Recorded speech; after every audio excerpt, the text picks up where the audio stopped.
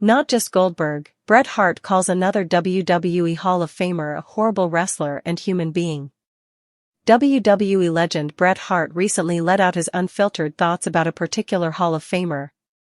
Hart has often been very straightforward with his words, calling out multiple other legends on their shortcomings whenever he wanted. The veteran has often targeted Goldberg, but he recently spoke about another name who has left a mark on the pro wrestling industry.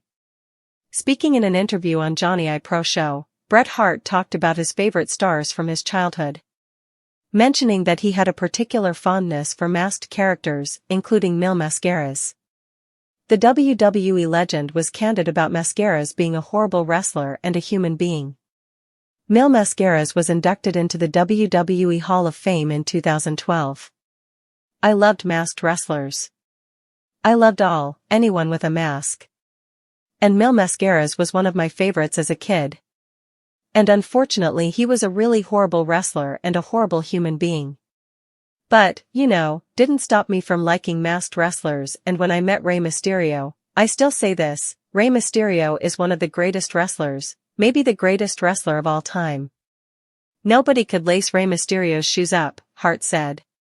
WWE legend believes Goldberg should not be in the Hall of Fame. Bret Hart's career ended prematurely after a botched kick from Goldberg, which has seemingly led to the Hitman having a lifelong distaste for man. Speaking during an interview with Inside the Ropes, Hart talked about how he would be happy to wrestle even today if he could.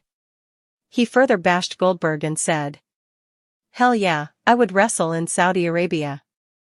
I would have shipped those guys and wrestled in Saudi Arabia and each guy got paid $3 million each. Bill Goldberg, who kicked me in the head, and never even thought about it 8 months later, went over to Saudi Arabia, got paid $3 million for a 5-minute wrestling match, and put all that money in his pocket but never once